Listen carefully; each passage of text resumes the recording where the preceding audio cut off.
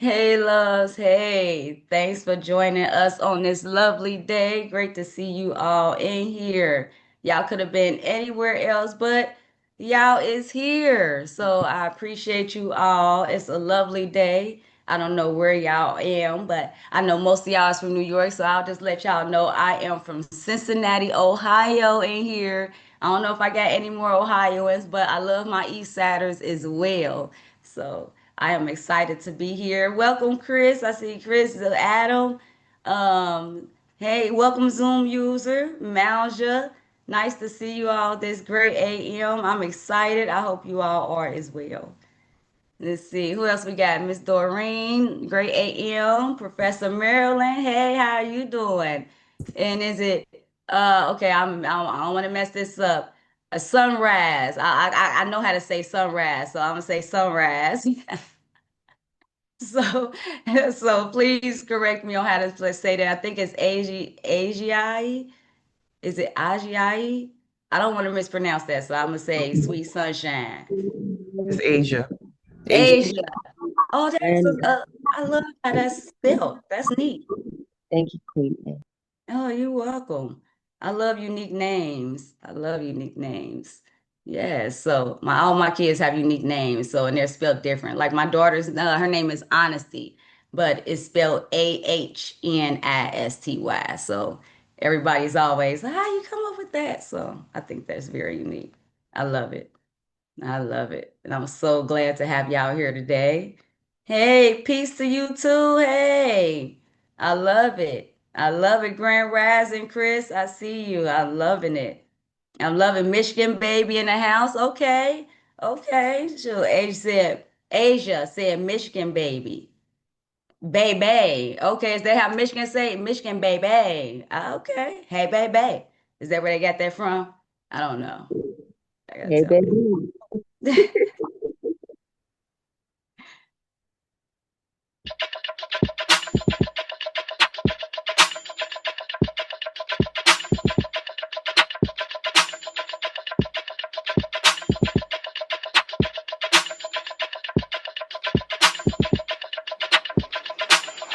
Wake up, everybody.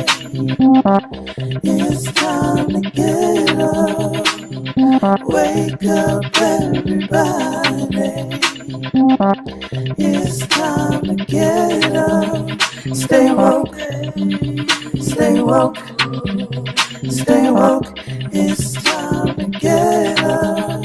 Stay woke, stay woke, stay woke. It's time to get up. We're healing, we're dealing, we're growing. Together, releasing. We're teaching, we're moving. Together, we're learning, discerning.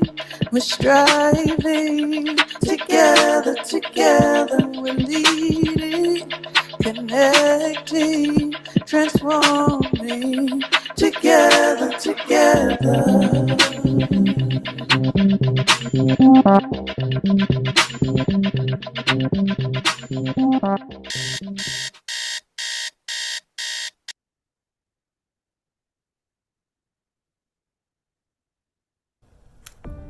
Are you confused on where you want to go in your personal and your business life? Tired of being frustrated? Just feel like all types of thoughts are in your mind at one time and wondering why you can't get clarity? You have come to the right place.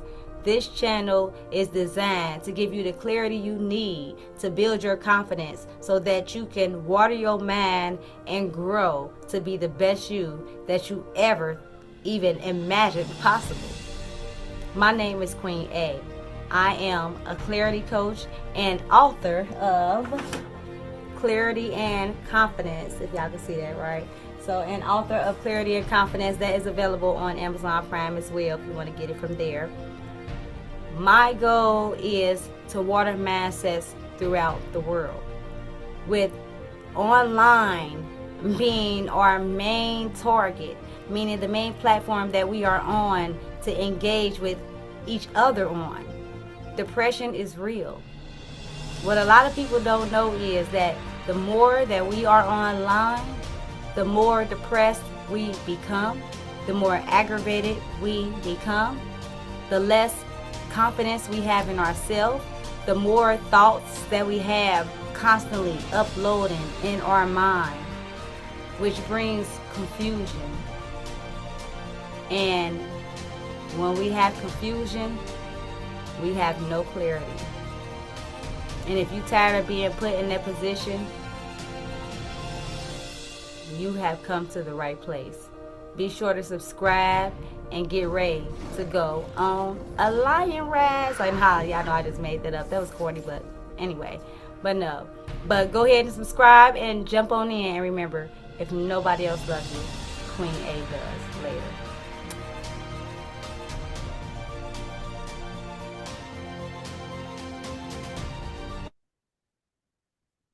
Hey, hey, loves. How's y'all doing this great AM? So I'm happy to be here, and I'm happy that you all are here with me. Today, we are going to be talking about when your health is tight, right? Everything is together, right? So when your mind is right, your body is tight, everything is together. And that's what we're going to be talking about because a lot of people don't even know what health is. And I like to go over this because when we go over this, some people realize that health is not just, having diabetes, right? Health is not just what we looking at when we see people with dementia or things of that nature. No, it's a whole lot of things that entail when we're dealing with health, mentally and physically.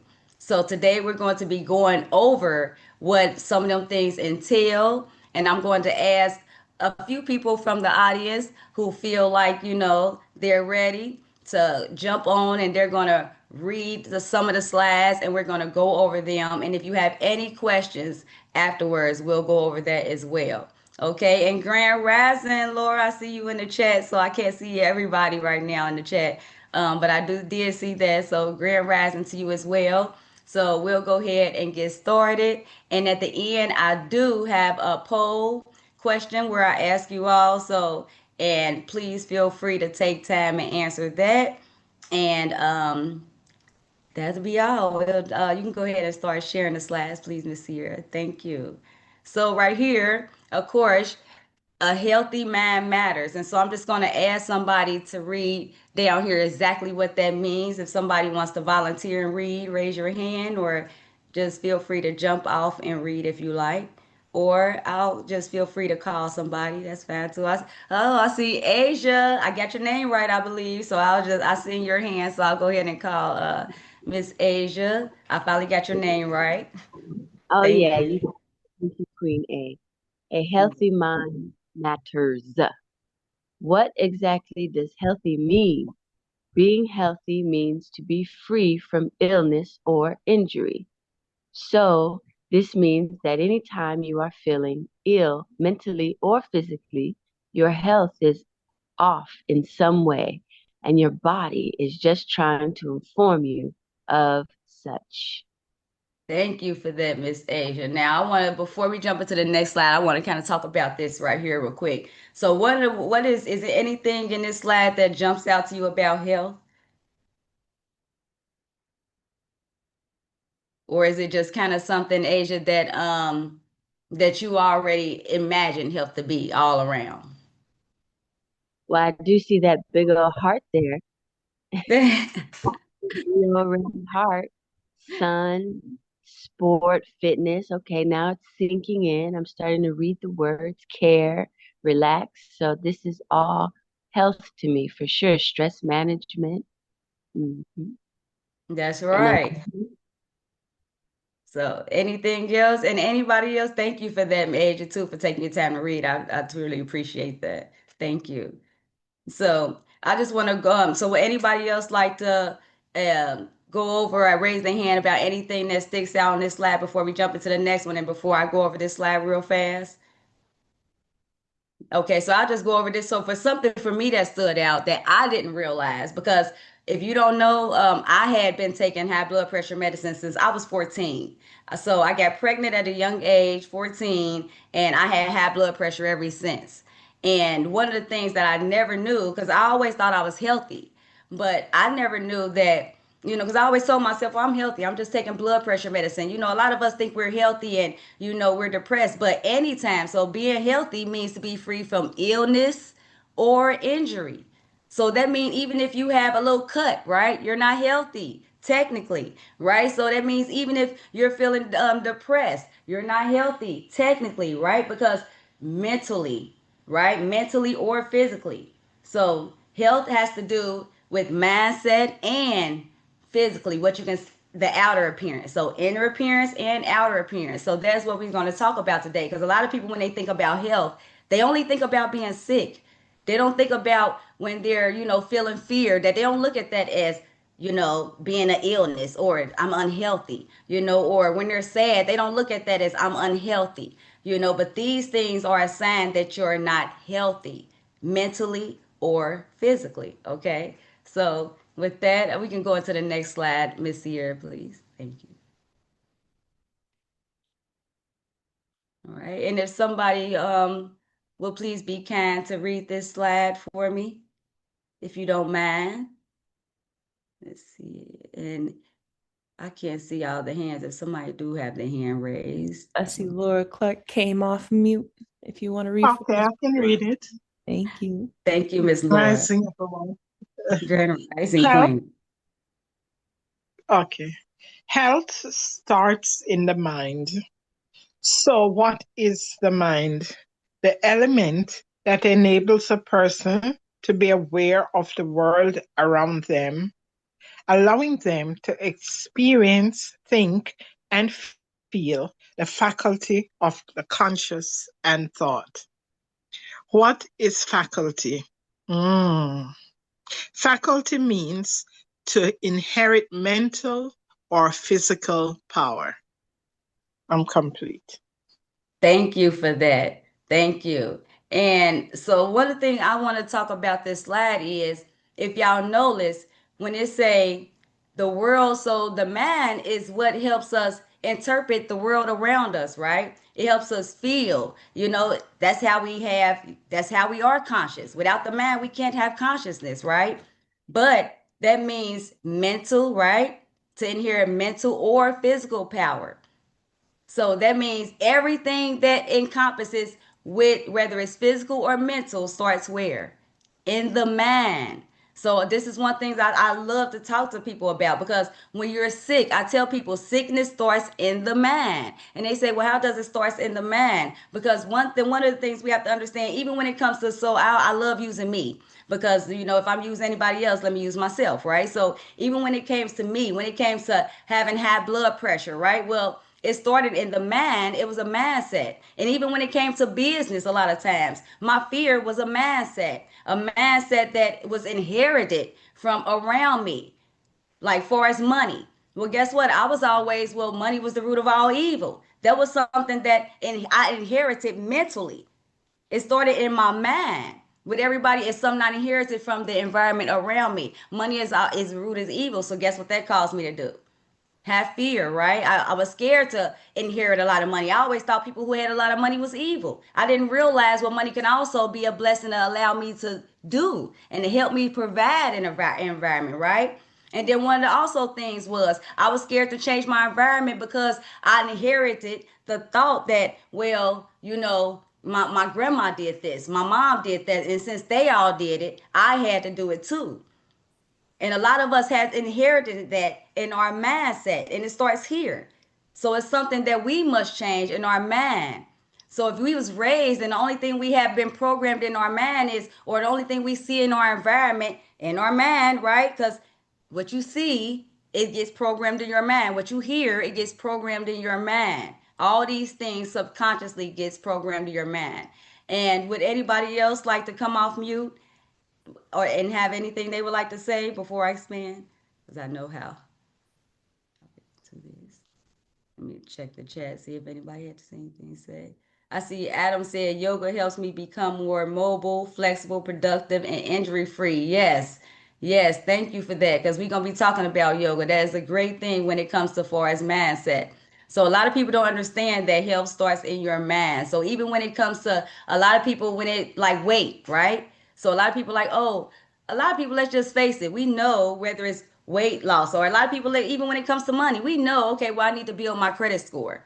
Well, why don't a lot of people just build their credit score? Because it's a thought that they have programmed in their mindset, right? That they have inherited. So we have to remember that faculty means to inherit. The key word that I want you all to understand, to inherit mental or physical power. So whatever you are programming in your mind, that's why I like to use the example of a sponge. And this is my, and I'm gonna use this with you all. Say if you take a sponge, right? And I don't care what sponge you have, you can take that sponge. If you fill it up with milk and you keep running it over with milk, what's gonna run out of it? Milk, right? But if you pour water in that sponge and you keep, pouring water in it, and what's gonna come out of it? Water. Or if you don't put nothing in it at all, the sponge is gonna be dry. So our brains is just like a sponge. It soaks in whatever we put in it, and that is what is going to wring out of it. Chris, I see your hand raised. Grand Rising, Queen A. Yeah, Grand Rising. Grand Rising. Oh, It's always great to see your smile. thank you, thank you. I'm enjoying this. Oh, you were talking about earlier about when you get cuts and everything like that and depression. When you get a cut, it's similar to how when you get stressed, your mind has to use up all your sodiums and all your glucose to send a signal to create the hormones. Just like when you get cut, it has to do the same just so it can go cover the cut. So stressing and getting cut, it triggers the same part of the brain. And depression is because you're not retaining as much dopamine. Why? Because you used up all your resources to make the stress hormones. So now you don't have the resources, the sodium and the energy to retain the dopamine that you need to not get depressed. So that's and also my dad turned 79 in December. He is still telling me to do the same methods that worked for his generation, the silent generation. And we are still going head to head about dad. That does not work anymore. It's a whole different world. But we're out here trying to figure it out. We were both raised by the 1890s. And I am complete. Oh, that's okay. That is okay. So, but one of the things I love that you said was everything you said speaks on this inherited. Right? Them are things that they're inheriting, like you said. So like when you cut your finger, like you said, that triggers things.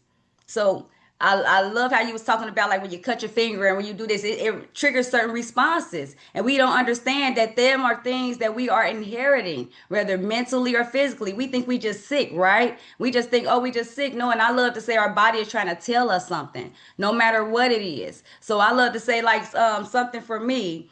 Well, I went to the hospital not that long ago, and I'm little, right? So they just told me that I had low iron.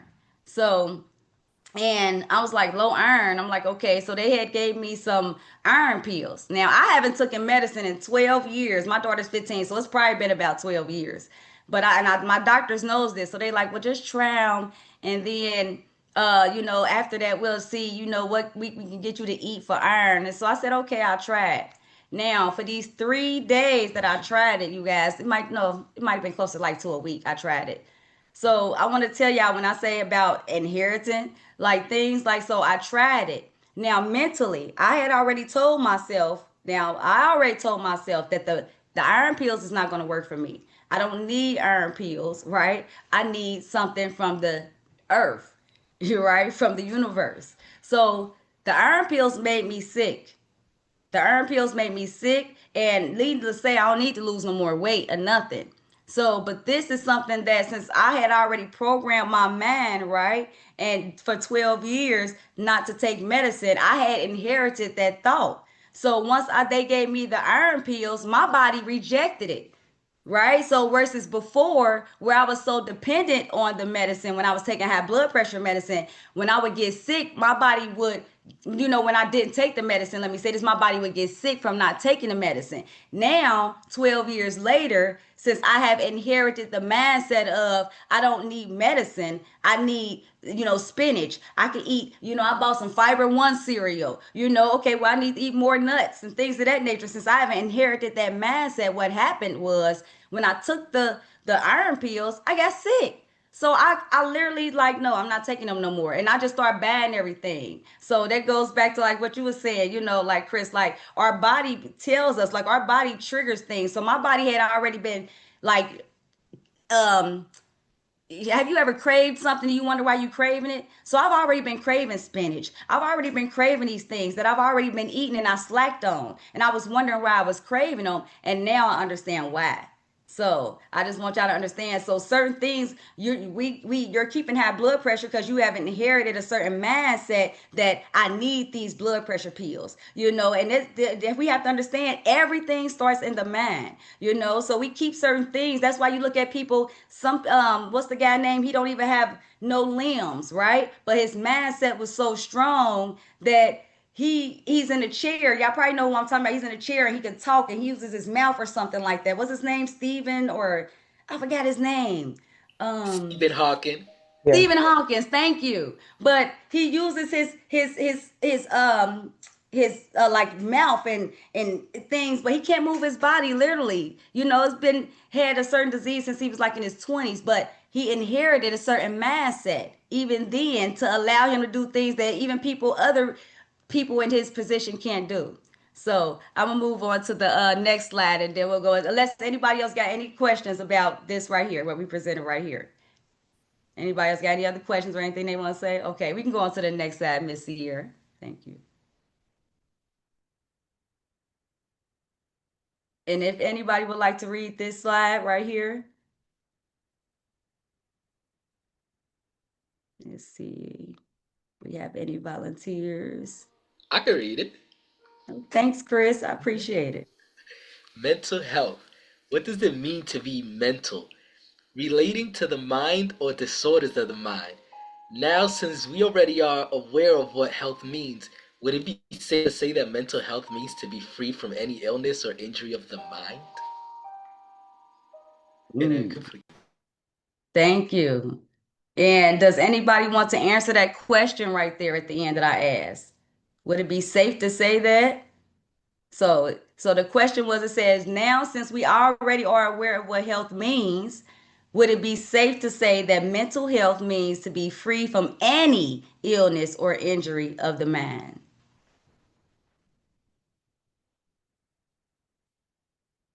Right? So would anybody like to answer that question? So I'll answer it. So let me see. So I haven't answered a question today. So I'll answer this. Did anybody else? Did anybody come off mute or put it in the chat before I Chris answer? has his hand up. Okay, Chris, go ahead. I'd love to hear from you. It's definitely physical because if you feel something in your body physically, it does send a signal to your brain and it triggers the part of your brain that's linked to like fear, fight or fight. So even if you feel something, you actually have to wear softer clothes, touch yourself softer, say softer things to yourself so that your brain can detect physical soft.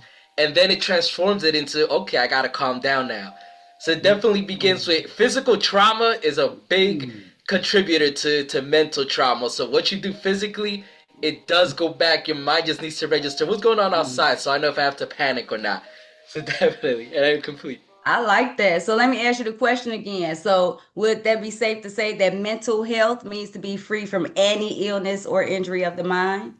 Oh, 1000%. 1000%.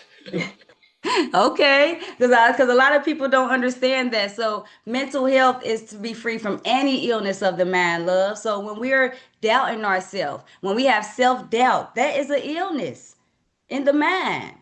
How many times have we given everybody else, have you given somebody advice and you sat back and you're like, man, I should give myself that advice, but you don't use it?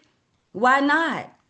That is an illness because you have inherited a certain thought. It's a certain thought there that's keeping you from doing that. That is an illness, right? That's just like with medicine. We take medicine because it's certain things in our body it's certain things we are doing that is keeping our body from doing certain things in most cases, right?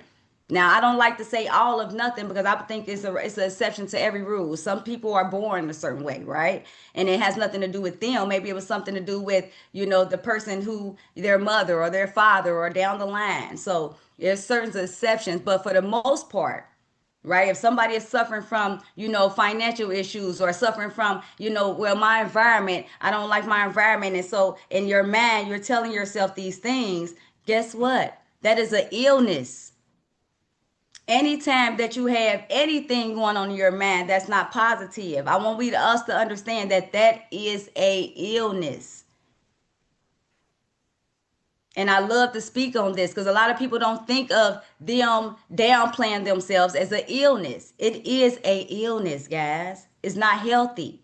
And I want y'all to understand why it's an illness, because if a smile a day keeps the doctor away, what do you think a frown does? What do you think negative thoughts does? If positive thoughts adds years to your life, and that's a fact.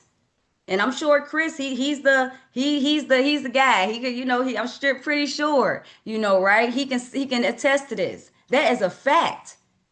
So when we speak negatively to ourselves, we are creating diseases, subconsciously. When we're speaking, when we allow fear to constantly take over, we are creating diseases, and we are unaware of the fact. That is a mental disease. And so before we, do anybody like to expand on this or have a question? I'll jump in. This is Shani.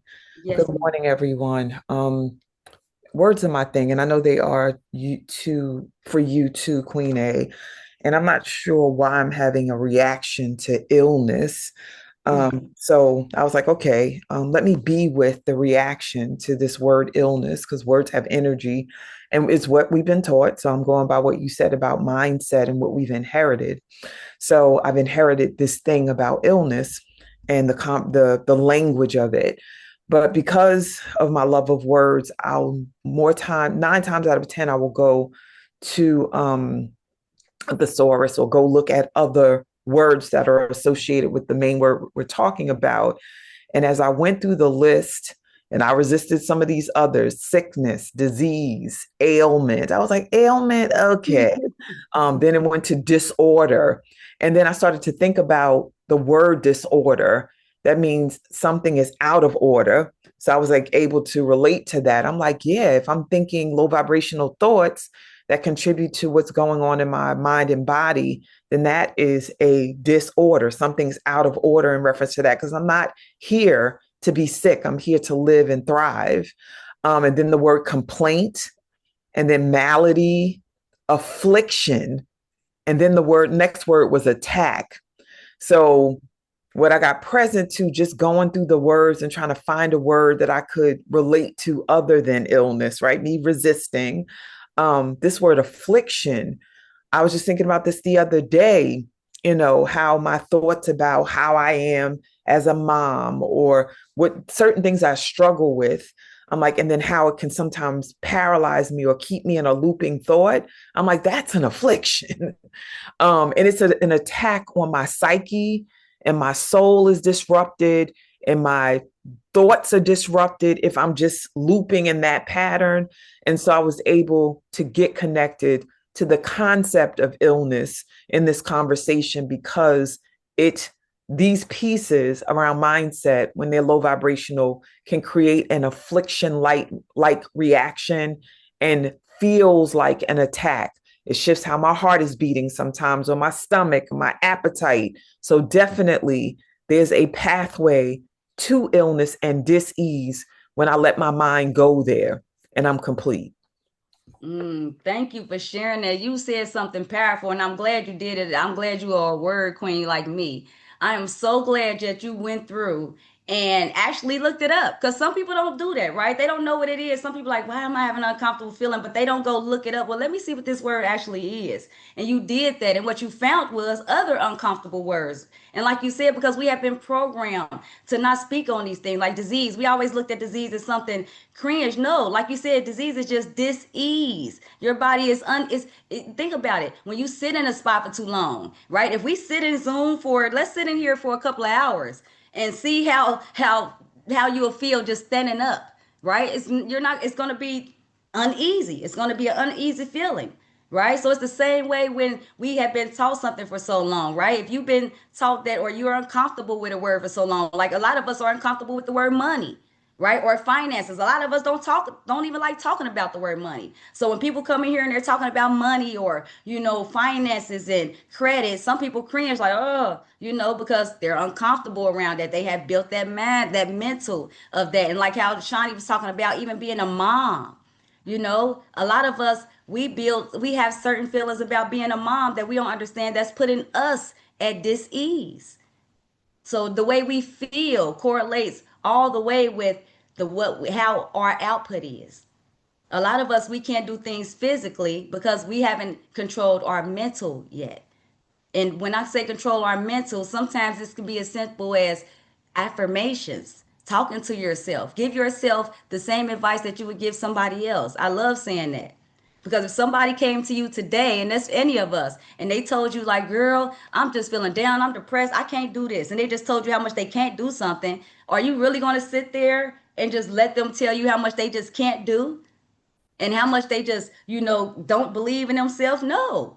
You gonna talk to them like, girl, you gonna pull out every positive thing you probably know about that person and explain to them about that and tell them how beautiful they are and how much they can do it. And even fathers, right? You're the best dad and they'll be happy to have you. But why can't we look in the mirror and pull that same positivity out about ourselves? Because we have built uncomfortable feelings, like how Shawnee came off and she said illness. Ooh, it just made me cringe, right? Well, guess what? If somebody is having a conversation with you about illness, and that's a word that's you're not comfortable with, you're already putting yourself. You're already this. You're not easy with that. So now, guess what? Everything else that comes from that's not going to be an easy feeling. So we have to learn how to get comfortable with certain things. So that's why some people is not comfortable with money because they still have this easy feeling. They're not comfortable talking about it. Their grandmama, their auntie, and their uncle, and their whole family history taught them this. That's why some people have the same mindset because they can't leave it because my grandma and their auntie and uncle and in all generations, it's a mental thing. And that's why I love to say this because they told me that I was gonna have high blood pressure for the rest of my life, right? When I was 14. And they couldn't, and one of the things I'm glad that I took my mental out of that I inherited was that medicine ain't been around forever. My mom is still on it, my dad, and I'm grateful that I was able to talk to them and get them out of that. So we'll go on to the next slide real fast before, hold on, what is I hear I Before we see. move on, I just wanted to call out some of the responses in the chat Yes, ma'am. before we get too far. So back when we were talking about faculty and that being like inherited, Laura also mentioned how our thoughts are generational, saying some of our thoughts are generational, epigenetics. We were talking about low iron and how we can fix that outside of medicine. She also said get some nettle juice. Uh, Oh, Chris recently just put in worrying about your medicine triggers a process where all of your inner resources get used to generate the signal and the creation of the stress hormone. This will leave you with less resources that you will need to retain the hormones that will keep you happy. Very true. And then in reference to what you were just saying, Shawnee had said so true. It definitely comes from a historical mindset from my family of origin. And Chris said he was yesterday years old when he cared about money only to build his birthing center. I grew up with the nuns in the 1890s. man, it didn't. I love it. Yes. Anything from Facebook? I meant to ask. I apologize. Not looking like it yet. Gotta get Okay. them to wake up over there. I get it. I get it. And I love it. And yes, most of us was raised of the mindset of, especially money is the root of all evil. I believe that phrase alone has kept a lot of people just stuck. You right? Because a lot of people believe that, hey, when people got money, they're evil, right? Instead, they don't believe that the love, I like to put love, don't say the root of money, because no, we need money to survive, right? We need money to pay our bills, take care of our youth, to travel. I want to have money, right? Money is a necessity, but it's the love of money. It's when you start loving money more than anything else, more than yourself. That's when it becomes dangerous. So that's how I love to talk about it, right? So we have to understand what that love is, the love of money, right? So we can, and with that, we can go on to the next slide, please, love. Thanks, Miss Sierra. Appreciate you. Ah, one of my favorites. And if somebody don't mind, be so kind to read this slide for me, please. You see, have any volunteers? Grand Rising. Fruit is a must. Do you know that the color of the fruit indicates what nutrient it contains? Which means that long as you know what your body is lacking and understand which fruit or vegetable contains that nutrient you're missing, you can start to understand just how to care for yourself, which is what we were meant to do anyway. Thank you for that. Thank you for that. And would you like to, is anything that stood out in that slide for you? I love fruit and vegetables and things, and so I do come across these on TikTok that matches up the colors and tells you exactly. So I get so excited and I save the pictures, but then I don't follow through. So I definitely need to learn more and do better about following through on matching up those things and knowing what my body needs. And I love fruit, so I know sometimes I'll just start craving like fresh fruits and vegetables, and I can tell that something is just not right. So I agree with this 100%. Oh, thank you for that. So yeah, so I love to expand on this. So for me, fruit has become my medicine. And I really love to expand because a lot of people don't understand how important fruit is. A lot of times we craving things and we thinking like, you like, oh, I need some water or, I need this. You just craving something. You just don't know what you craving. And I want to speak for people that was like me. I was a big chip eater. And don't get me wrong, like I'm still working on my salt and vinegar Pringles. I gotta let them go, y'all. So somebody like come off and just come and slap me in the head and show me how to get rid of them. That's the one thing I gotta learn how to let go. But I love my fruit. And when I did that, I want to tell y'all, once I started eating fruit, it changed everything for me. Like I didn't when I remember I told y'all, I don't know if y'all know the last session when I told y'all I threw medicine away. Like once I did my own research and realized that blood pressure was just a combination of two things, and this is for anybody who has high blood pressure. Please, if you don't pay attention to no other part of this presentation, pay attention to this part right here. Blood pressure is only a combination of two things, and this is coming from somebody who had was taking two blood pressure pills from when they was 14 all the way up until they was up in their 30s. You're either depressed, frustrated, or going through something mentally, or your eating is off.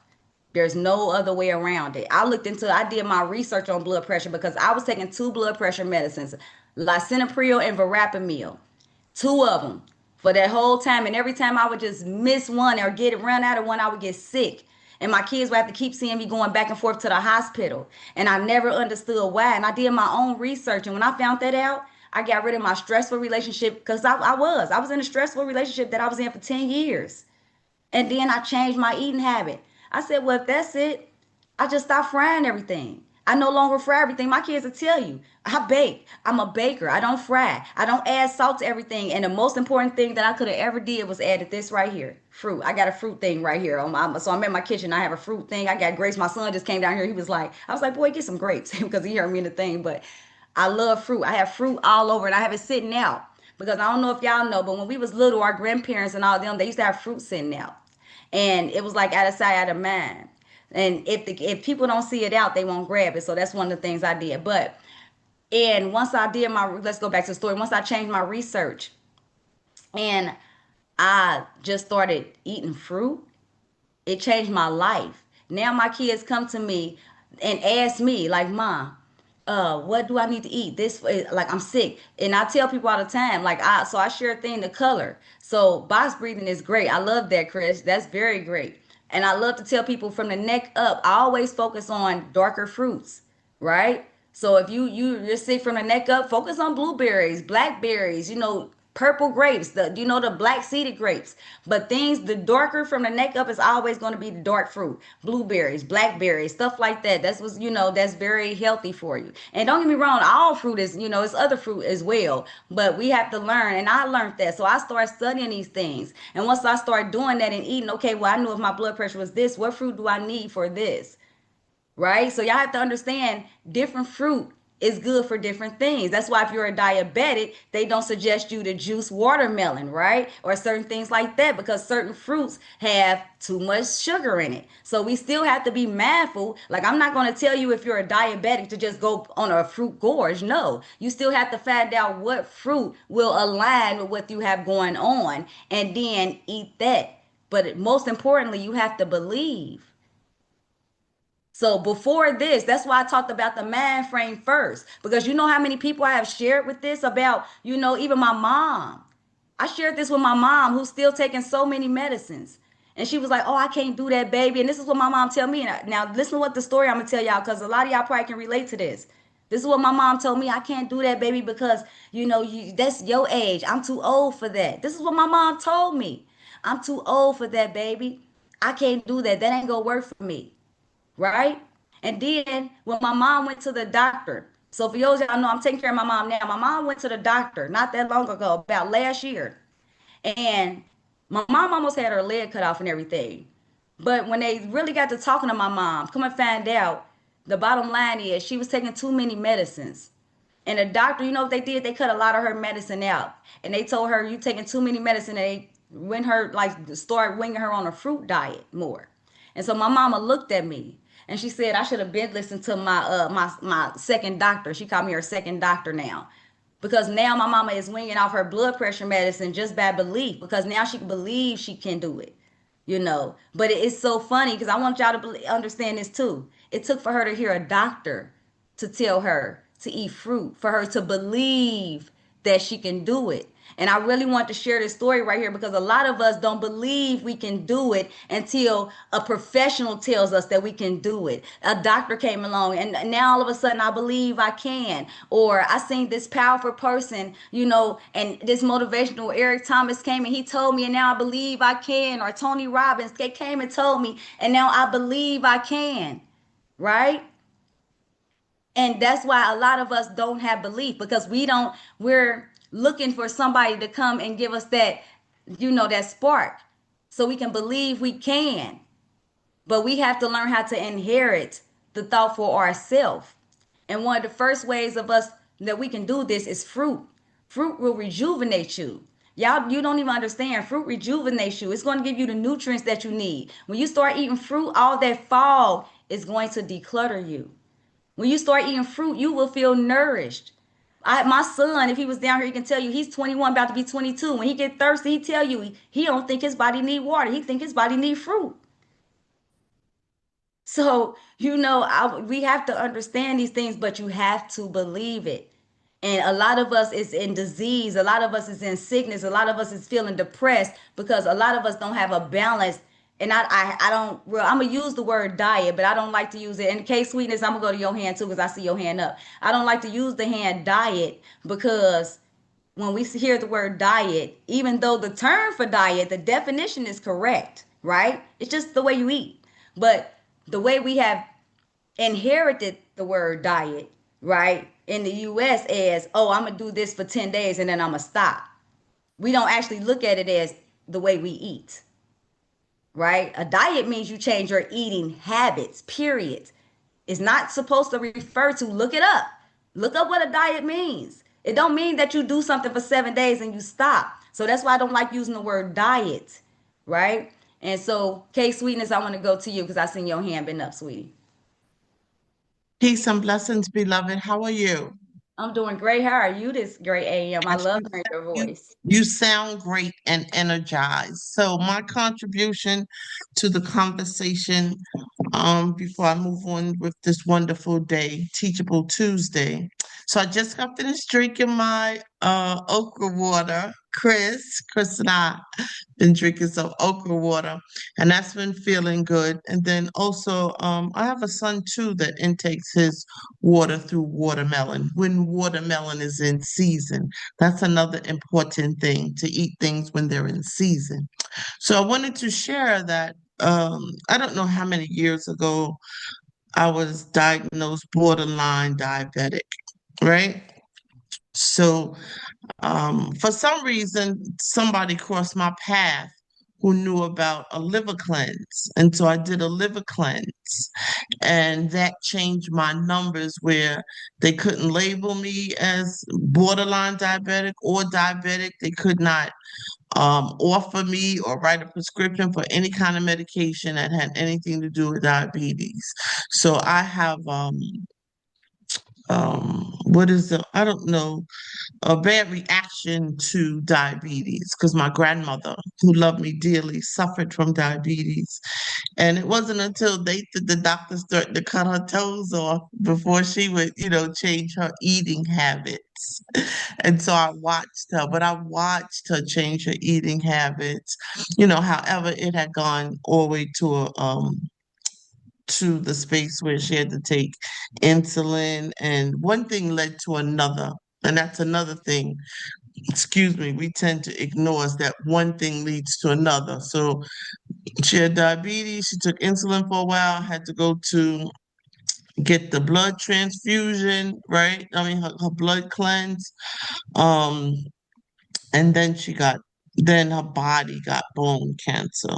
So one thing led to another. And then that's what I'm saying. I'm aware of that. If I continue to worry, then my blood pressure won't get balanced. I won't be balanced there. It tends to be high. And so I knew it wasn't my food. So it had to been, you said mental illness or mental imbalance and the foods. So just recently I saw on Facebook it said, stop counting calories and change your diet. And so I'm around people, Queen A, who's counting calories, right? So they on I'm not even, I don't even remember I don't remember which program they on, but I was with them for like 2 days and they were counting calories. So I said to her, I was like they giving you calories to eat cookies? Like that's ridiculous. And I'm like, for real, it's just beyond my comprehension, really, how ignorant we behave, and then how foolish. Because to me, ignorant is not knowing. But then when you start to know, then you're being foolish. You count calories so you can eat a cookie. I'll slap you. So no. So I have Love I cookies. have adjusted my eating habits, Queen A. I don't eat after 7 p.m. and not and I also eliminating bread and sugar. Bread and sugar, right? Because bread, we was having a romance. We was just having a romance, right? So, and I know you can relate. Because you eat the chips, so I know you can relate. So we was having a romance. But however, when my body was saying, sweetness, I'd rather you not eat that. And then I wonder why my stomach is swelling, my pants are getting snug, my dress wasn't looking proper after I would eat certain things. And so I started working with my body because at 64, I've declared I'm not getting on a walker. I'm not gonna be in a wheelchair. I had to have a walker for my husband. So I saw that firsthand. Wheelchair. No, I'm not doing any of that. Well, how you not gonna do that? I'm gonna pay attention to what I put in my mouth.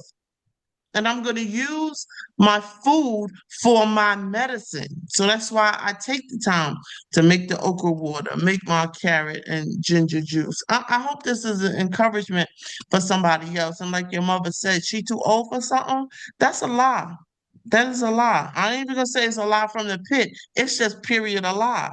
It's nobody's too old. If you still have breath, And thank you for that, Chris, with the box breathing, because I'm getting this together. So I'm getting my sexy back on, y'all. And guess what? Just for today, I'm getting my sexy on for me. You know, Hey, couple of months ago, Queen A, I was getting it on so I could be dating again. No, I'm getting it on for me, and then whoever flows my way can flow my way. But yeah, the food is my medicine. And Queen A, whatever I can do to help you put down those potato chips, I will do it. Okay, but let me just say that you're worth not eating them. hey, that so you just put it down. See, I'm a clarity coach, so you just got to give it to me raw like that. See, nobody ever put it to me like that. See, I love the way that sound. I'm just worth not eating it. So I have been doing good, y'all. Let me tell y'all some of my journey with this salt and vinegar. I see your hand, Veronica, so I'll call you next. My journey with the salt and vinegar, yeah, is going great so far. I went. Well, it's going great so far. I went was like maybe 3 days.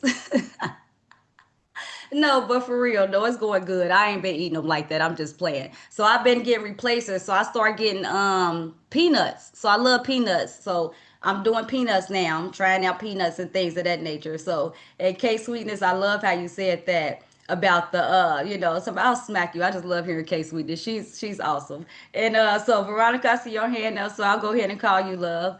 I did see your hand up next. I do apologize, but somebody else's hand was up before hers. Well, I can wait if the person is will identify themselves. No, I don't think nobody. I didn't see nobody else hand up. I was just apologize just in case I didn't. Okay, I love this conversation. Something that I do for people that are like me, I'm 69, soon to be 70, is I've for years been doing a complete physical every year. So if you know, when you go for a complete physical every year, you don't have to pay a deductible because it's free. Because that's what health insurance wants people to do. And so I have never been on any medication until I got diagnosed with breast cancer.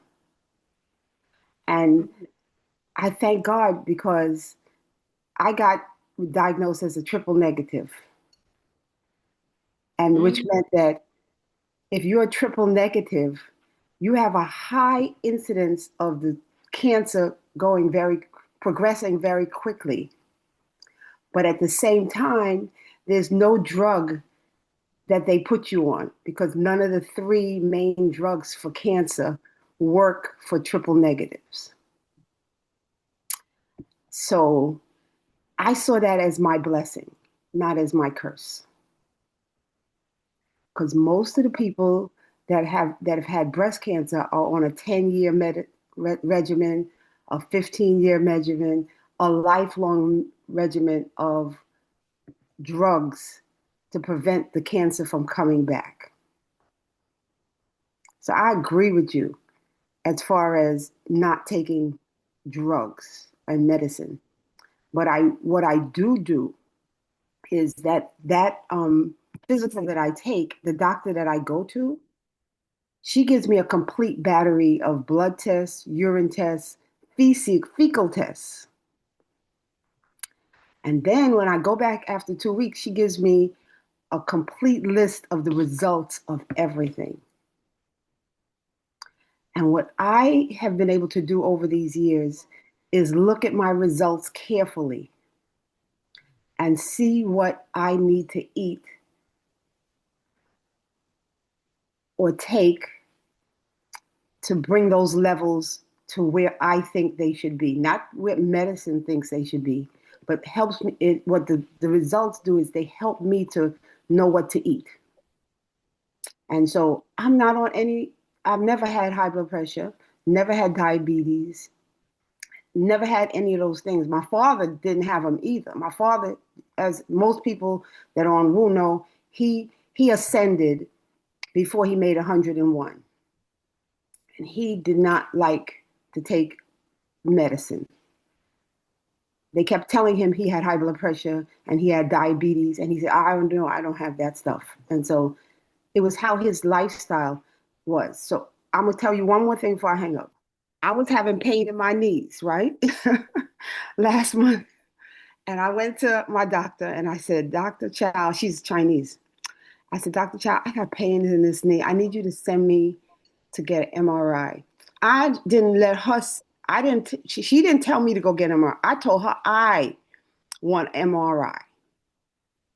And so she wrote the thing, and I went and got my MRI, and I came back and I got the results, and it said that everything looked healthy. The left knee, I can read it to you. The left knee is fine, and the pain is caused from a little meniscus. There's a tear in the meniscus. And I went home and I started doing Reiki on my meniscus. Because what I use the doctors for is to help me to identify what I need to do. I love it. I love it. So that's what I feel like. If we start to identify where the problem is, and then we are trained, or we go to somebody who's a natural healer or herbalist, they're going to give us what we need. Are we going to give ourselves what we need? But I don't knock out the doctors. I don't knock them out, because they're there for a reason. But we have to learn how to use them the right way. And I'm complete. Thank you so much, Queen.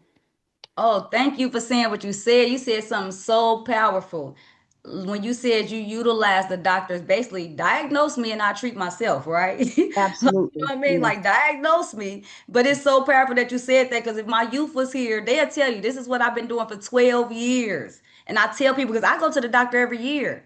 I still go get my pap smears, breast is I'm doing all that. You know, I just told y'all they just tried to give me some iron pills, for my yearly appointment. I'm not taking them. I'm like, no, okay, I'm gonna have to start doing. That's why I got me some Fiber One cereal and some this and that. Now I'm like, okay, well, I just need to eat more of this. But one thing she said was, when people talk about going natural, people think they're just like, we just saying don't know. Utilize the doctor.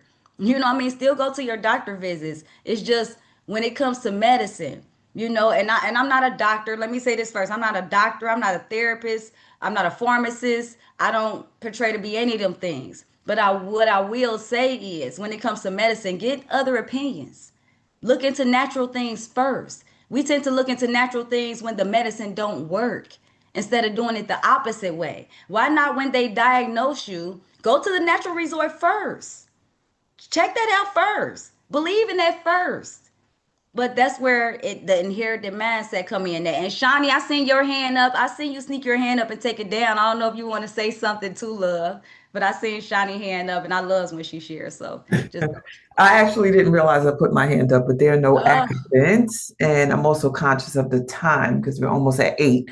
So I'll say this really quickly, that part of the reason why we are experiencing such inequities and adversity as it relates to healthcare as Black and Brown people is because we've been taught, and I say has been bred since enslavement and colonization, that those in the white coats have authority, and that their opinions and what they have to offer comes first. It's a co-creation. I remember I've never had like major illness or anything. I've only been in the hospital to give birth to babies, and then also I had a tubal ligation so I wouldn't get pregnant anymore when I was 40. But I remember before I went under for the tubal ligation, I meditated on my body doing what it knows how to do. And I also spoke to the doctor about allowing my body to do what it knows how to do, and the doctor being in alignment with me. And that was intentional because it is about mindset. I wanted the doctor to know that we're co-creating. It's a so-called minor procedure, but anything you do cutting into my body is major. And so I just wanted them to know that we're partnering, and the anesthesiologist, the nurses, just speaking to the people in the space. And I love that Veronica is like, this is what's happening with my body and this is what I need. And I love that I have a clinician or a provider that I work with that I can tell her anything. And she spends time with me and we laugh and talk, and then we decide what the next steps are going to be, if any have to be taken, whether it's about weight or whatever it is. So they're our partners. and we are the guiding force. They can't activate what they know until we tell them what we know about what's going on with us. And of course, tests and everything, we can't see inside of ourselves. But Veronica said she felt something and she said something and then she asked for something. And in the medical field, we need more of that, especially with Black and Brown people, because we tend to be more passive and scared as it relates to our health and well being. And I'm complete. Thank you for that. And I also want to acknowledge that it is 8 o'clock. So I know a lot of you probably have to jump off, or some of you, if you can stick around, I would love to have you here. Also, I know if you do want to pledge they have monthly donations in the Woo space, or if you want to donate as well, please feel free to do so. And if I'm missing anything, Shani and them, because this is my first time saying the 8 o'clock. So, but I do appreciate you all here, and feel free to jump on in and come back. Am I missing anything? No, that was perfect. You can just Okay. look out for the contact info in the chat. It'll be dropped. But you're good. Thank you. Thank you. Yes, please do look out for that. And we can go on to the next slide, Miss Sierra, please. Thank you.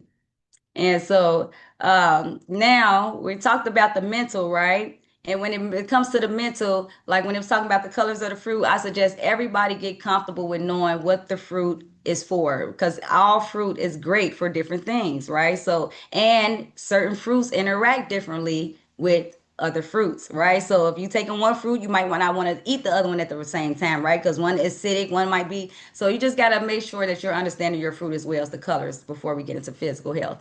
Now, would anybody like to volunteer to get us started in physical health, where everybody seems to focus the most at? All right. Okay, hey Adam, thanks for reading. I appreciate it. You're welcome, Queen A. Physical health. What does the word physical mean? Relating to the body as opposed to the mind. Also relating to things perceived through the senses instead of through the mind. Taking care of the outer part of your body instead of focusing on the inside, which is the exact opposite of mental health. Right. Thank you. And did anything stand You're out for welcome. you in that, Adam? How are you this AM? This morning I'm feeling so energized and so ready to go in the morning. I Yeah, I hope you're having love a it. wonderful day as well. Yes, I am. Does anything stand out for you in this slide right here? Of course it does. Cause physical health, when it comes to my physical health, I gotta make sure that I take care of me, physically on a daily basis. I do yoga like 6 days a week. I usually do it. I went from doing it 5 times a week to now doing it 6 days a week, and it's really paid off for me because my work schedule is working from 7 until 3:30 from Tuesdays through Saturdays. I work an 8 hour shift, and I usually work outside in downtown Durham, North Carolina, which is where I live. And in that job that I do, I pick up bags. I manage 2 to 4 people. I sweep the sidewalk well. So consequently, I need to do yoga to release tension that I have inside of my whole body, and also make sure that I stay injury free as well. And furthermore, yoga has also helped me sleep better at night as well too. So I just want to thank Yoga Off East, which is a yoga studio here in Durham. I want to give them a shout out, and I just wish that I knew about yoga when I was like younger, because if I knew about it when I was younger, then I will have better results with my body. But it's never too late to start doing yoga, and that goes for everybody, because one thing that we forget about is our flexibility, and our flexibility is our perfect indicator of how mobile we'll be in the long run. Yes, thank you for that. I appreciate it, because You're welcome, that's Queen. the key. You're right. And so all this is for the long run. We ain't doing this for right now, right? And I love how you talked about yoga. So one of the things I want to touch on when you say yoga, if you practice yoga, you are getting two for one.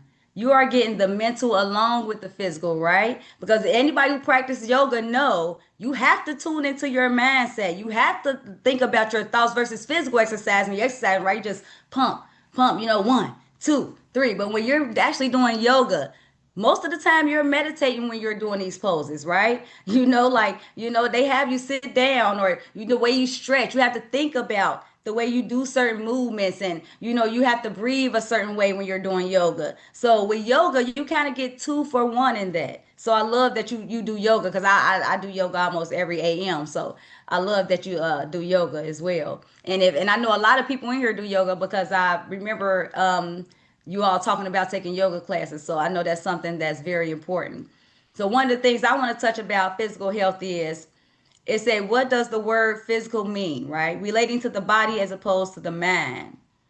So a lot of people, when they think about physical health, they also think of mental health. But we have to learn how to separate the two. So just because you're in a gym working out every day and you're exercising your arms, right? You're exercising your outer appearance, you're exercising that part. Does that mean that you're exercising your mindset? No, it doesn't. And a lot of time, we'll think because we're in the gym every day that our mental is together. We'll think because we're getting our physical together that our mental appearance will automatically be together. Now, that's a big part of it. You need physical exercise to help stabilize your mental. But we have to understand that these are two totally separate things, right? And also, when you're taking care of the outer part of your body, I want to understand with physical health, these are any of the senses that you're utilizing, right? So everybody know what our senses is, right? When you're seeing something, when you're smelling something, when you're touching something, right? Tasting something. These are all senses. So that means you are utilizing your physical health. And I really want to touch on this, because I don't think everybody understands that when we're dealing with mental health, right? That means that we're not talking about no part of the senses. We're not talking about what you're smelling. We're not talking about what you're eating. We're not talking about what you're hearing, right? That's why when you're practicing yoga, they tell you to what? Pay attention to the breath. Because most of the times what happens if you practice yoga, you notice this. If you pay attention to your breath long enough, what happens? You forget about it. If you practice yoga long enough, you forget about your breath, and you just naturally breathe, and you start paying attention to your thoughts, your inner mind. You don't even pay attention to the breathing. You don't pay attention to what you hear. You don't pay attention to what you're tasting in your mouth, right? I mean, right now you're not paying attention to what you taste in your mouth. Try it. Everybody has some kind of taste, right? You try like, oh my gosh, Queen A is right. I do taste something on my tongue, right? And if you didn't brush your teeth, I hope you did, but you really have a taste, right? No, I just like to make y'all laugh, right? But no, so you definitely have some kind of taste that you're not even thinking about or aware of now. So I want you to understand that as well. So when we're talking about physical health, anytime, so that's why I like to touch on words. So when we're talking about physical, we're even talking about what you're seeing, we're talking about what you're smelling, we're talking about what you're tasting. All this incurs with your physical health, right? So a lot of people say, well, oh my gosh, I smell this sense, it's so good, and they think they're controlling their mental. That's a physical act, right? So anytime you have to take action, right? Anytime there's an action being taken, that is physical. When you're thinking, you don't have to do nothing to think, right? When you're just processing your thoughts, think about it. If you sit there and do, like, just try it now. If you just sit here, close your eyes, and are you taking an action step? Are you really? If you look up the word action, are you taking a action step? See, I'm a word person. That's not an action step, right? The action step you're taking is now when you're hearing everything, that's action. When you're sitting there and once you're paying attention to your breath, that's all action. But once you really get into meditation and really get into yoga, all that fades away. Once you've been practicing and you've been meditating long enough, right? That all fades away. You don't no longer hear the car that's outside, right? You don't no longer hear the microwave or the extinguisher, or, the thing that's constantly beeping. You don't hear that. That all fades away because now you're tapped into your mental. So, and I see Adam, your hand is up. Sure, Queen A. I just also want to say that I was in a yoga practice about a month ago on Tuesday, and one of the yoga instructors brought up the fact that if she was to be 60 years old or older, would she be able to bend over to tie her shoes by herself with no support system? And that resonated with me because um, we forget a lot of us forget as Americans that we take our bodies for granted. And I'm glad that you bring it up our diet and what we should put into our bodies, because what we put into our bodies is a perfect indicator of how we're going to develop in society, how we're going to compete globally, and how we show up in the world daily. So I just want to say that the one thing that the junk food and the fast food industry has made the black community became, I mean, it made the black community became more rebellious when it comes to nature and God. Because if you feeding your child, like snacks all the time from Walmart, then that child grows up to be an adolescent, and all he wants to do is eat fast food, and that sticks with him for like forever, to the point where it's hard for him to get out of that sugar addiction and fast food addiction. So consequently, having a poor diet can escalate to him being a smoker, being a drinker, and also engaging into low vibrational lifestyles that may not serve him. And also it also destroys your brain too. Like the commercials say, when you use drugs or whatever, this is what drugs will do to your brain. You can also say the same thing about having a poor diet, because the more we support the fast food industry, if Dr. Alicia was in this space, she'll tell you that all we're doing is help them build their wealth, and they're not giving us anything back in return every time we spend our dollars with those fast food companies. So I just want to say that we really got to be careful who we support out here, because those the money that we spend towards those fast food, like $10 for a meal, all you're doing is give away $10 to those entities so they can start building their wealth, and while we become sicker and poor, and while a lot of us also have issues when it comes to our finances and legal issues at the same time. So I just want to put that out into the universe, Queen A, and I really really appreciate this conversation, because we need to have this conversation daily, because the fast food industry, they advertise to us every day, and they don't mind sounding like a broken record and incomplete. Oh no, I mean, the biggest drug out there, or anything, or all that, if you ask me, is the medicine. So I love what you was talking about. Yeah, and I see K Sweetness hand up, because I know it's 8:13, so I want to move on real quick. Thank you for that, Adam. So K Sweetness, and then we'll go to the next slide. You're welcome. I appreciate that. Yeah, peace and blessings, Queen A. So the objective here is, well, let me not go there. Thank you. So what I wanted to pose to you is that to reach right? And wake up everybody, for me, oh boy, what we stand for, what Wake Up stands for, what Shawnee put out there. I just considered that I can stretch, right? So from stretching, and we can do something with the word stretch in different directions. So as I stretch my arms, because I'm doing stretching out, it's been very helpful. But then I stretch my mind, and it goes to my favorite word, Shawnee, which is consider. I love this word, consider. What consider that certain things are true. So I have been persuaded, Queen A, to believe that I can take a CAT scan of my body. Right? When I listen to Adam and how often he does yoga, I watch Yogisha, and I believe that when I am in tune with my body, that my body will speak to me. And it speaks, well, our body speaks to us, right? When we get a pain, we want to run and get a pill, but the pain is letting you know there's some imbalance somewhere, something's going on, there's some adjustments that need to be made. So when I don't run to the pill, and I sit with my body and I breathe long enough and intentionally enough, I have been convinced that I can take a CAT scan of my body, and my body will tell me exactly what's going on if I stayed still long enough to listen. For those of us who sit and pray, or are accustomed or conditioned to have prayer, oftentimes the prayer is about talking, saying something.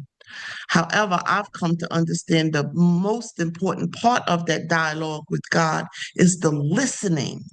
So when I sit still long enough and listen, my body tells me what's going on. Whether I listen or pay attention and make any changes, that's a whole nother story.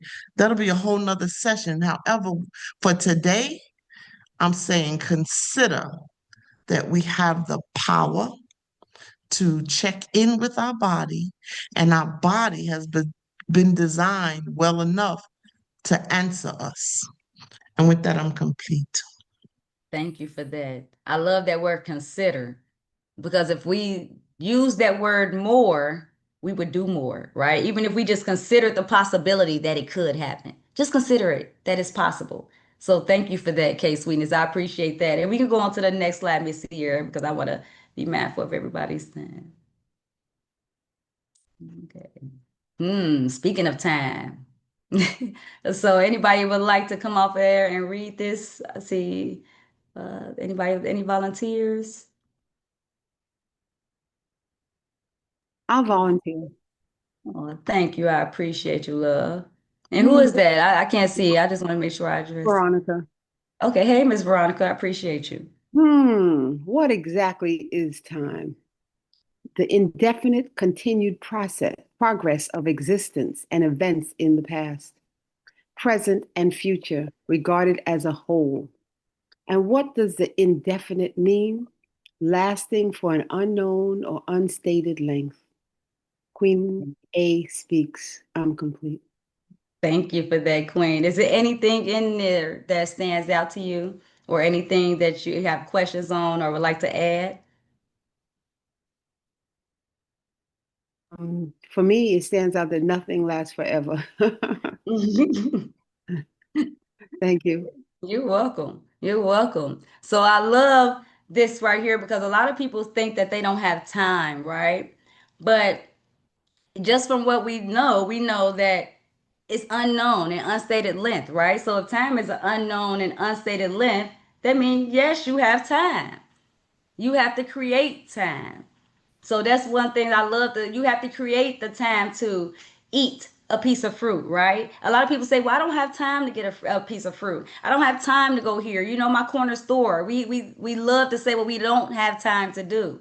Yet we have time to watch our favorite shows, right? We have time to go pick up that whatever it is that's salty, like chips, salt and Pringles. You're right. For me, salt and vinegar Pringles. We have time to, stop all these different places, but we constantly say we don't have time.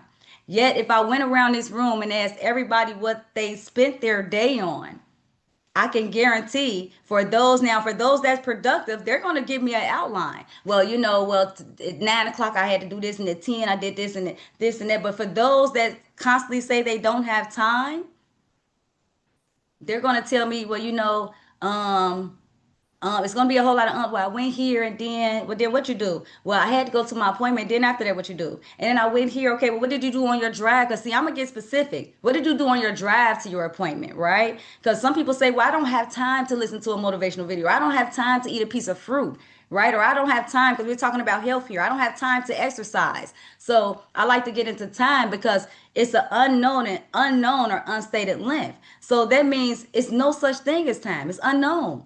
So you create the time. So if you're on your way to work and you say, well, I don't have time to eat I don't have time. I'm on my way to work. Well, what do you do on your way to work? What are you listening to on your way to work? Well, if you say, well, you don't have nothing, I can't eat when I get to work. Well, grab you an orange for on your way to work. You know what I'm saying? Eat it on your way. Peel it and walk out the door and literally, yes, I'm telling you, eat it on your way to work, right? Why do I say that? Because we have to get our minds in a frame of where you have to create, right? Time is unknown to me. My kids will tell you I no longer live on time, right? Now, okay, I believe there's set spaces. Now, let me correct that. But I don't no longer live on time. So when I'm talking about tomorrow, I say later on today. I do that for me. Why? Because that keeps me for me. Now, I can't speak on nobody else. When I say tomorrow or next year, I'm going to do this, it sounds long to me. And I notice it automatically creates a disconnect for me because for so long, for me, I have been programmed to think of, well, money is the root of all evil. Well, I've been programmed to think, well, this environment is all I deserve. And I'm not speaking for everybody else. I'm saying I've been programmed to think of the hood, and I've been programmed to be around certain people, and I've been programmed to eat a certain way, right? So for me, if I say, well, in 2 weeks, I'm gonna stop eating salt and vinegar Pringles. Well, that's a long time for me. So that makes for me, I have inherited the thought. Well, if I ain't gonna stop for 2 weeks, I can eat as many as I want to now until 2 weeks. Versus if I say, I ain't, I'm gonna stop. I stop eating Pringles now, and I ain't getting none later today, and I ain't getting none later on today either. So I learned to talk like that because later on for me, my kids now know later on for me is what people call tomorrow or the future. I speak in terms like that because to me, when I wake up, right? When I wake up, I'm not going to say, hey, it's tomorrow. No, it's today. It's still today. Every day we wake up is today. We humans have created time over time, right? So we have created time. So I just want us to understand that we have time. We can go to the next slide before I get into this next statement because that's going to go into and then right on here. Thank you. So if anybody would like to go over this slide for me real fast, I believe this should be the last slide.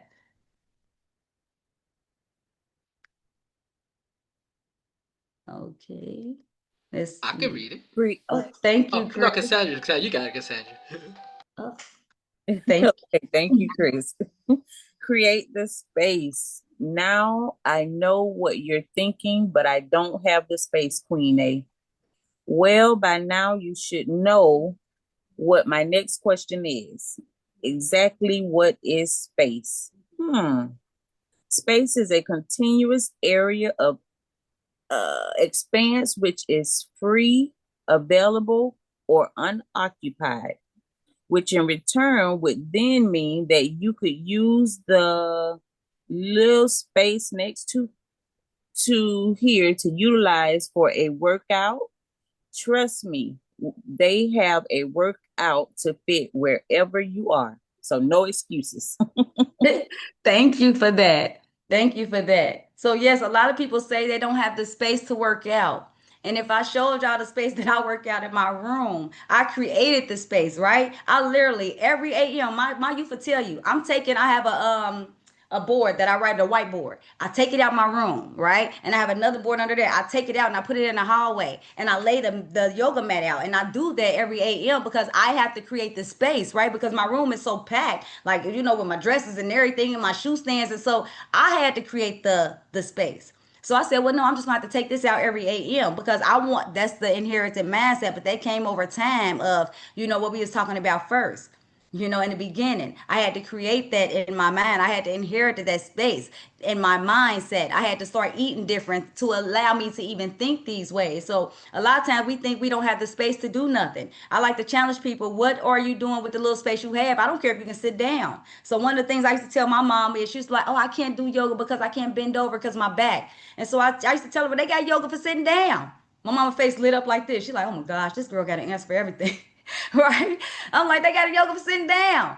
And so once we did that, now my mom, she was able to move.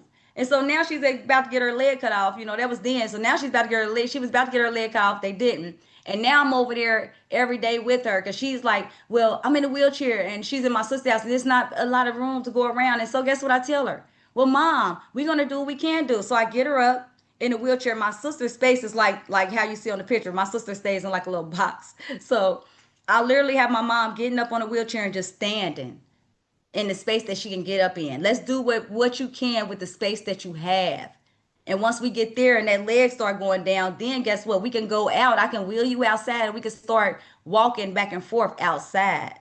But right now we have to do what we can with the space we have.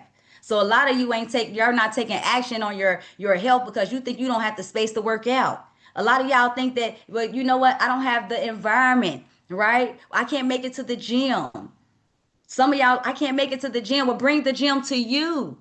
There's no excuse now. You know how many YouTube videos that you can go to and they will bring the gym to your home. There is no excuses right now.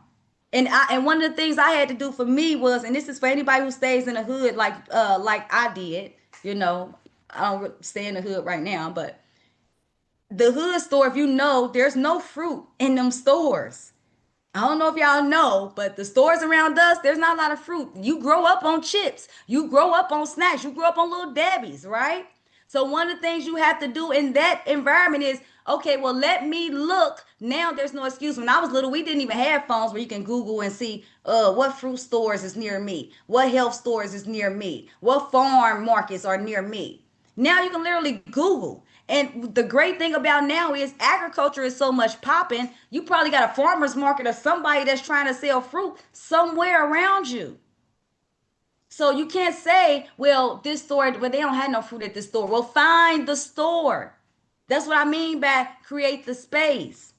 Create the space mentally and create the space physically. So put in your mindset, if it's not around you, like you ever heard that saying, if you can't control the environment, like they say, if you can't control the environment around you, control the environment around you. I don't know if y'all ever heard it. Some people they say it different, right? But basically, what that means is if you looking out, okay, well, I can't control this store not having no fruit, but I can control the environment that's going to be around me, right? So I might can't change that store being there that don't have fruit in it, but what I can do is change the environment that I'm looking in for the fruits to allow me to go get it. So now I know where I'm staying at. Okay, I got 1, 2, 3 stores, and only 2 of them got fruit. Only 2 of the stores where I make got fruit. The one right by my house, of course, don't have no fruit. The one across the street, of course, it don't have no fruit. It got all snacks. So I have to inherit the mindset. Am I going to go across the street because it's comfortable and get the snacks? Or am I going to take that 10, 15-minute walk to the store? Am I going to create that space in my mind? So that's why you see the guys sitting there, because these are uncomfortable things when it comes to our health. So when it comes to your health, and I know we ain't got a lot of time and I'm about to wrap up. So when it comes to your health, right? Mentally or physically, you have to create the space. You don't have exercise equipment? Well, that's okay. You're like, well, I don't have dumbbells, Queen A. Go make you a dumbbell. I'm pretty sure you got something in your house that's 5 pounds that you can do like this with and lift up with, right? You have to create your environment, create the space, create the time. So when I'm saying create the space, don't just look at it as just open space. No, I'm talking about create the space mentally and physically with anything. And that is what we have to learn how to do. Stop saying what we can't do. Like I was talking to a young guy on the phone. Somebody was saying something. I apologize. Somebody say something. I think someone accidentally unmuted. Oh, that's okay. But I was talking to a young guy. He was telling me about everything he couldn't do. Because I'm creating a program for disabled people as well here. And I was talking to a young man. He was telling me everything he couldn't do. And I let him talk. And once he got finished, I said, okay, so you've been focusing on 3 years for what you can't do. So now explain to me everything you can do. And he was just quiet for a second. And I'm like, yes, I want you to tell me everything you can do. Okay, we've been talking all this time about what you can't do. And that's where a lot of us are at mentally. We talk so much about what we can't do. We focus so much on our disease, our illness, on the high blood pressure, on the diabetes. We focus so much on the relationship that our past experiences that we went through in the past. We focus so much on these things. But then when we ask the question, okay, so I let you do that, but what are you doing to create the space to overcome that? Because if you keep your focus there, that is where you're going to stay. And this comes with a healthy mindset mentally and physically. So I want y'all to understand you're in that space because either something's off mentally or something's off physically. There is no way around it. So if you in an environment, you in the hood, you've been there all your life, and you just like, you know what, I'm trying these jobs. Well, guess what? Your mental space is off. Start listening to different positive people. Maybe start going and take yourself out the hood. Go to different networking events. Put yourself around blue collars, what they call them. Like, you feel what I'm saying? Put yourself around, force yourself to go around a different environment. It's okay. Force yourself to do it. Force yourself to just go look at houses in a nice neighborhood. If you ain't ever been in a nice neighborhood, go force yourself to do it. Right? So these are things, but you have to create the mental space to do that. Put yourself around them people. Start by maybe listening to hype music. You feel me? And I'm hype positive music. Maybe somebody got some positive R&B. Right? Listen to like come in the woo space. This is a great space, right? You're here. That's great. Find you some other motive when you're out of here. Who do you listen to? Who do you follow? What are you putting in your mouth? Literally. Because I'm telling you right now, what you're putting in your mouth can be the difference of whether you're depressed, aggravated, frustrated, you're living in fear, and it all stems from the mind. So create the space. Because when your mind is right, your moves is definitely tight. I'm trying to tell you, but you have to create the space to allow that to happen. You have to inherit a certain mindset. And with that, I hate to say it, but you're going to have to change your diet, whether you like it or not. Food comes with that. That is a part of that. I don't know no uh uh billionaire or whatever that's actually successful mentally and physically. Listen to what I'm saying. That's successful mentally and physically without controlling their mindset first. Mind came first. Food comes first. That's why if you look at the movies, they try to tell us that. If you look at movies and all these high gurus or whatever, what do they have on the table? Do they have Fritos or grapes? Think about that for a second. Why you think all the movies of the people you love, they have fruit on the table? Because they trying to tell y'all something. They have fruit on the table. Meanwhile, they got Cheetos in the store. It's a reason for that. And you have to adapt the mentality and create this mental space to get out of that. And with that, I'm going to open it up for questions because I know it's 8:32. Anybody got any questions? And then we oh, before we throw the questions up, can we throw the poll up? If can we do that while we ask the questions? Can we do that at the same time? I just want to be respectful of everybody's time.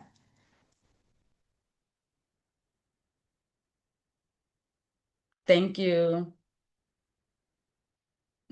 So And so I just want to make sure everybody. So I do have a poll up, and if you please feel free to answer the poll questions. And I would like if anybody have any questions, comments, or I would like to know your thoughts about this program, about this presentation before we jump up off of here because it's 8:32, so we won't be on that long. Just give me about like 5 more minutes because I love to be very respectful of everybody's time. I understand we all have a life.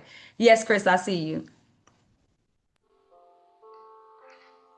Oh, definitely. This was lovely. I'm learning a lot through here. I've noticed that one thing you pointed out is that you really listen to your body. When you started reacting that way through the iron medicine, it's because your body already creates iron.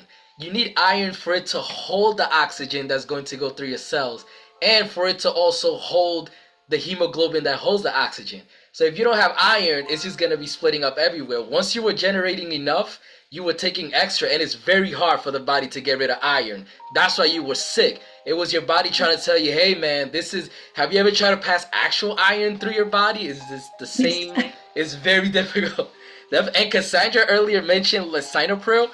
It relaxes your blood vessels so that more stuff can come in. The problem is, how does a pill know that your cells need more stuff? Only your mind knows. So it's opening it up at a time where you might not even need it, and that's another problem. So it definitely goes back to your mind is like, okay, you want to do that? Give me some time. It takes about 3 to 9 months. Always give your body some time. And the vitamin C, remember that you need vitamin C to make blood vessels. And when birthing people are menstruating, you bleed because the tip of the blood vessels rip out, and you need to remake more. So if you take vitamin C, it helps greatly in birthing people to regenerate those blood vessels as you should, which is less time with the cramps. And I am complete.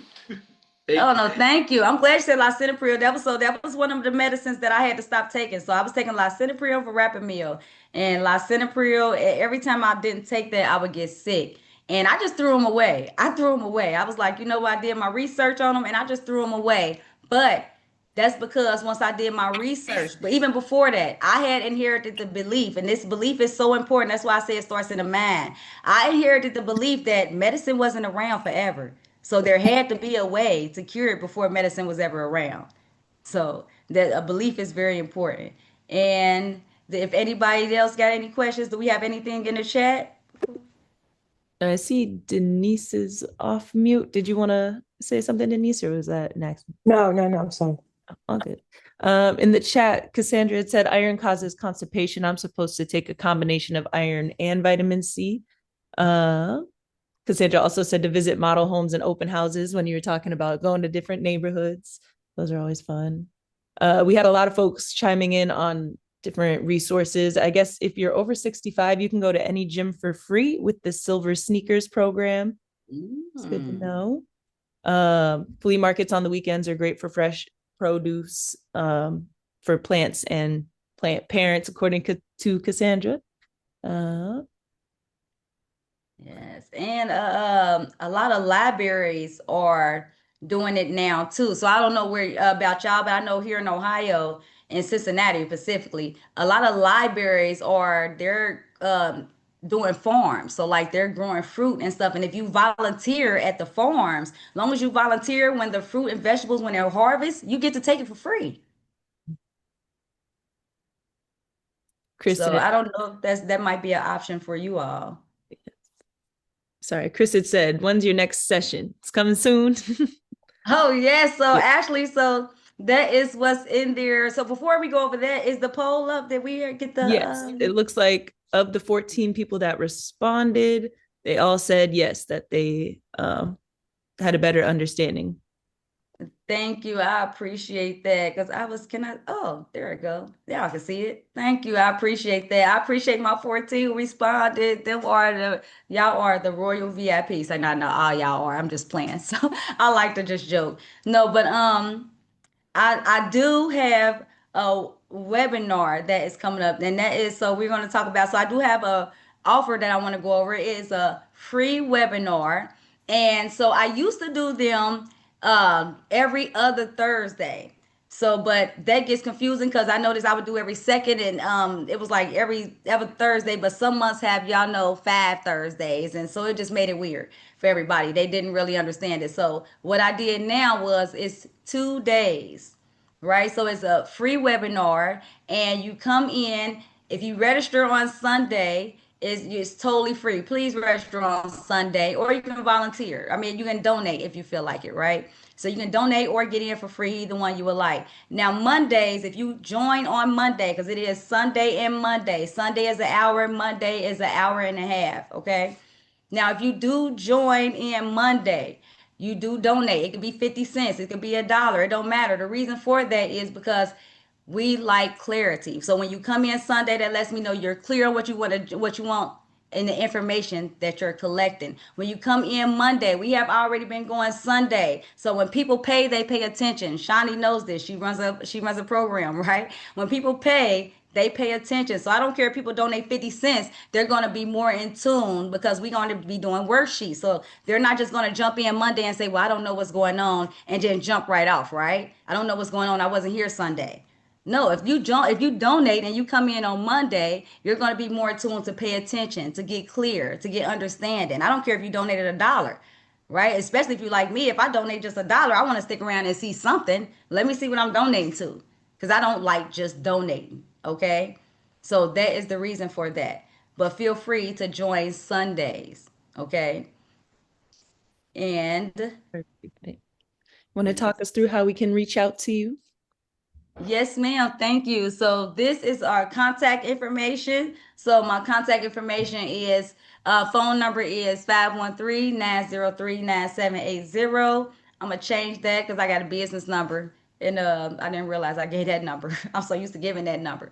And so in Facebook, I actually just made a actual page now. So on Facebook, you can find me. It's called Queen A, Your Clarity Coach. So instead of Queen A, the Clarity Coach, it's just Queen A, Your Clarity Coach.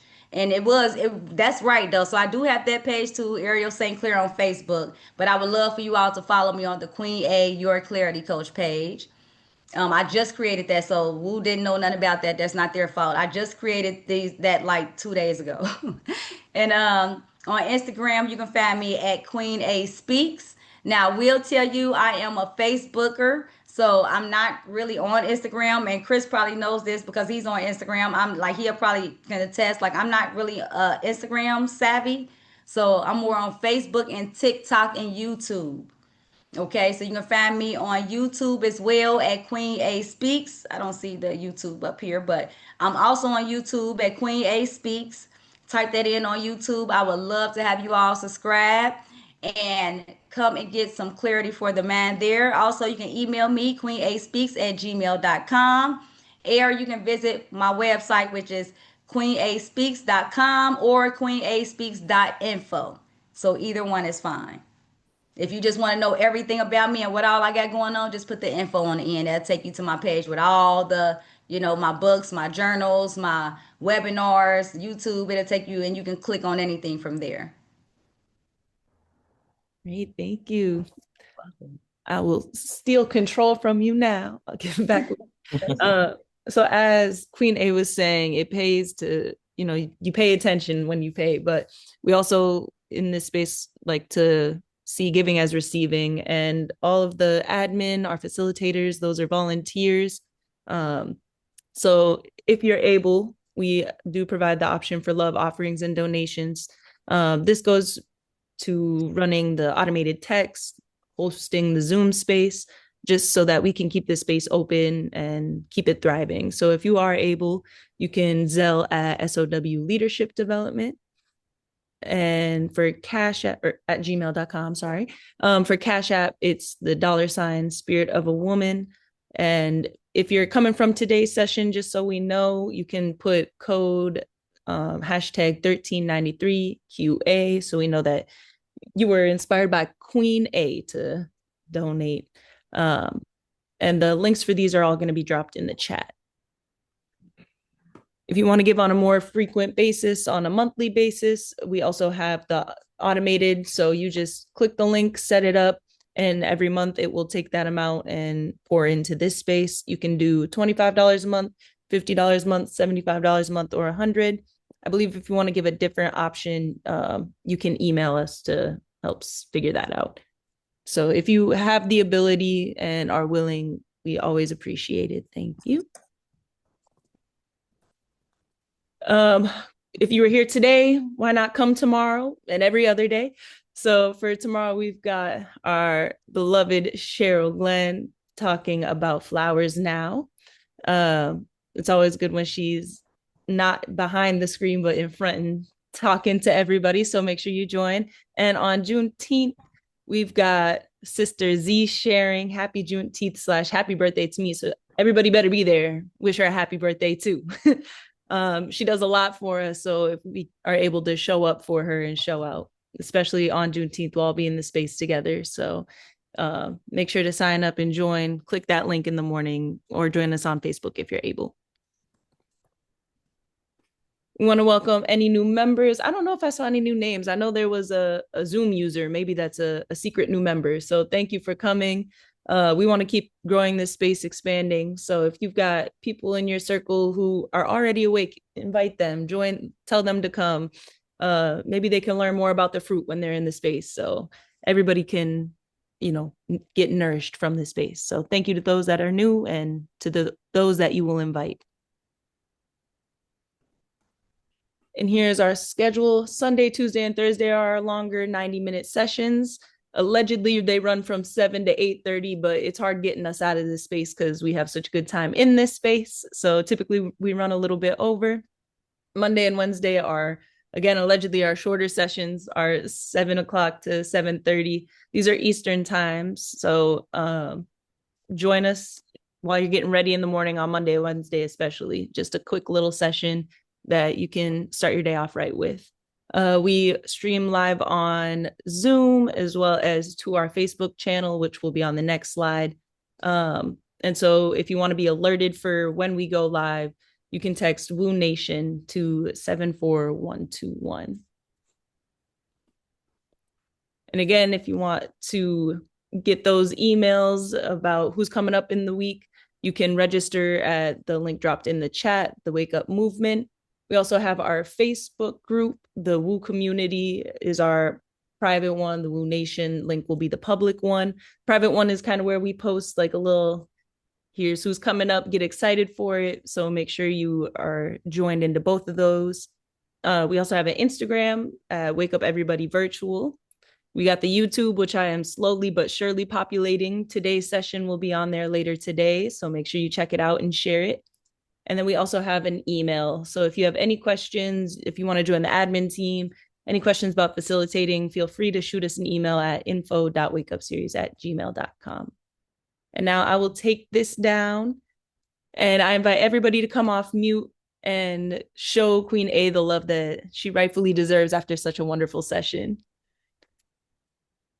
Thank you. Thank you. Thank you. So much. I'm waiting for the Thank you, next one thank you, already. thank you so much. Right, we need her back So again. informative. Hey, thank you. Come back again and again and again and again. But it's Everybody have a great The day. audience Hey, Ashe. support and for giving everything that feel you time healthy. your space and your generosity. Bueno. to Thank you. you That so God much for will everything. touch Thank the you. soul, pour it back into you. Welcome. Being so full of light Thank you. and Thank bring you. for our growth and development. We love you, Queen A. Your energy Love is the fact amazing. you landed in this space with us. And let's Thank you continue to for move the forward, everybody. to serving us this morning. Kisses to Queen A. Mwah.